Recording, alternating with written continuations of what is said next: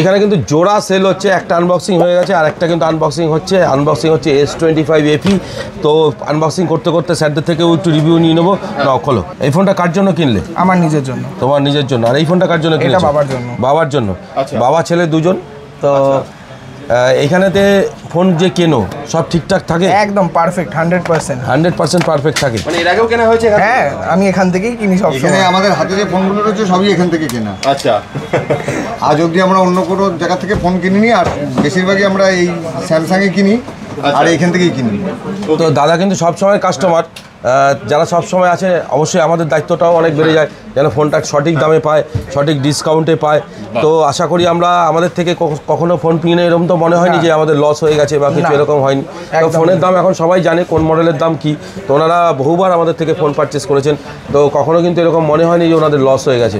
তো লস আপনাদেরও হবে না। তো এখানে দুখানা ফোন আজকে পারচেস করলেন, অসংখ্য ধন্যবাদ। একদম পারফেক্ট সব দিকে, 100 আউট অফ 100।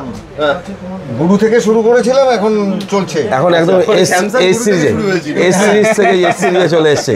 তো তা দাদাদের ধন্যবাদ দিয়ে ছোটো করবো না, দাদাদের আশীর্বাদ যতক্ষণ আমাদের মাথার উপর থাকবে, কাস্টমার কিন্তু আমাদের কাছে আসবে, ভালোবাসাও কিন্তু আমরা এইভাবে দেবো, ডিসকাউন্ট গিফট সমস্ত কিছু থাকবে। তো ফোন কিনতে হলে কিন্তু আসতে হবে সুবিধা সেন্টারে। আমরা কিন্তু অপেক্ষা করছি আপনাদের জন্য গিফট আর ডিসকাউন্ট নিয়ে।